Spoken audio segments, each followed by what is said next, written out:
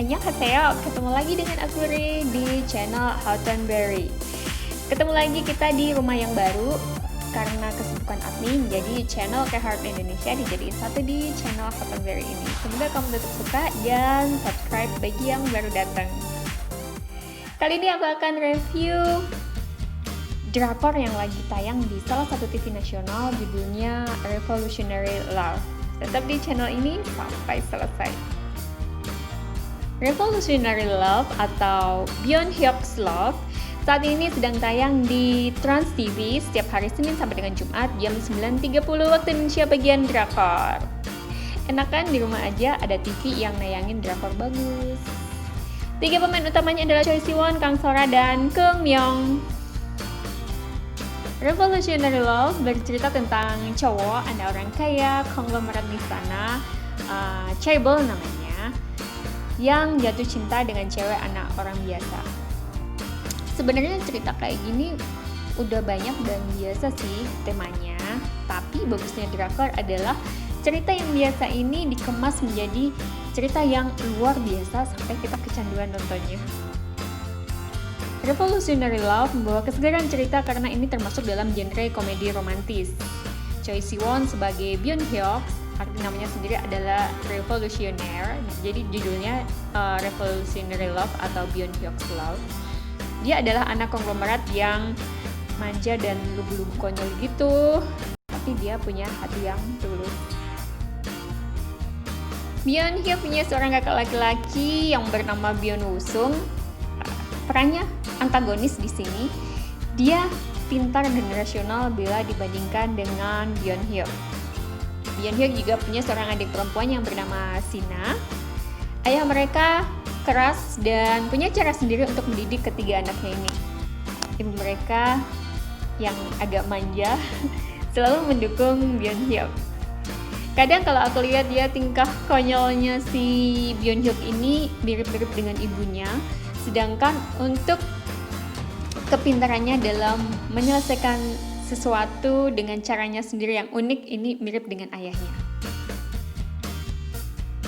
Dalam menjalankan misinya yang revolusioner, Byeon Hyuk punya cara-cara yang unik tadi, seperti yang aku bilang, polos, mendebarkan, dan bikin gemes. Nah, Byeon Hyuk ini punya seorang sahabat cowok, Kwon Ji-hoon namanya, yang selalu menjaganya sejak kecil, karena dia adalah anak dari sopir pribadi ayah dan ibunya. Byeon Hyuk juga punya seorang sahabat cewek, yaitu Baekjun. Mereka ketemu ketika Byeon Hyuk diusir dari rumah istana oleh ayahnya. Dan kemandirian dari Baekjun ini membuat Byeon Hyuk jatuh cinta. Pastinya. Cerita semakin seru karena Jaehoon dan Jun ini adalah teman sekolah dulunya, di mana Jun jatuh cinta pada Jaehoon di masa itu. Yang sebenarnya Jaehoon itu juga suka, cuman nggak bisa ngungkapin, sampai mereka tinggal pada satu rumah sewa yang sama agar bisa sering ketemu.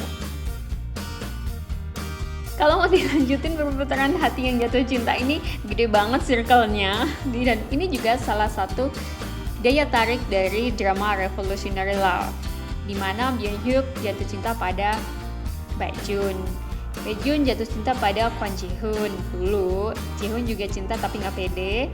Sahabat cowok Hoon yaitu Yeon-hee jatuh cinta pada Jaehoon, dan polisi yang juga sebenarnya detektif yang sengaja tinggal di rumah itu untuk menyelidiki satu kasus. Itu dia jatuh cinta sama Yeon-hee. Coba kelima anak ini tinggal dalam satu rumah yang sama. Oke, lanjut ya. Keum Myung sebagai Kwon Ji-hoon. Dia adalah anak muda yang sukses bekerja pada perusahaan ayah Byeon Hyuk. Namun sebenarnya jauh di dalam hatinya dia udah lelah bembeng gitu bekerja di sana, karena sejak kecil dia udah ikut ayahnya yang kerja di sana. Karena nggak hanya ngurus Hyuk, dia juga harus bertanggung jawab ke ayah Hyuk dan kakak Hyuk juga, dan mereka ini punya tujuan yang berbeda. Kebayangkan gimana capeknya, lelahnya jadi Ji-hoon. By the way, aku suka banget peran Keum Myung di sini. Bahkan bisa dibilang aku lebih suka peran Keum Myung daripada Choi Siwon.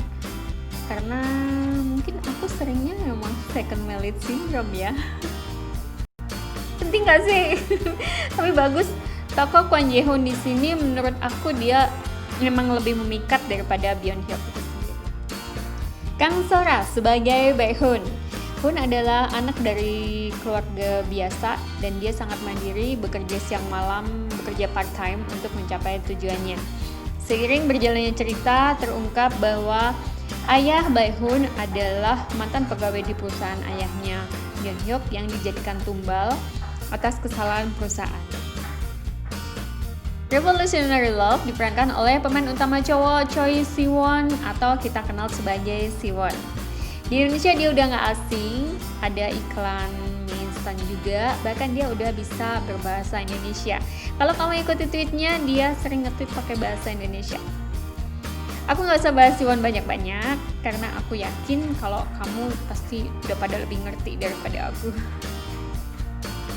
Siwon adalah salah satu member dari boy group Super Junior. Drama-drama dari Siwon ini antara lain adalah My Fellow Citizen dan dia dapat award sebagai Best Actor tahun kemarin. Kemudian She Was Pretty yang sekarang juga lagi tayang di salah satu TV nasional.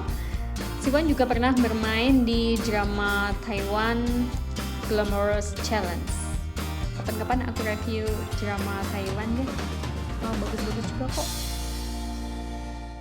Revolutionary Love juga dibintangi oleh seorang cowok yang super keren, walaupun dia bukan member Super Junior.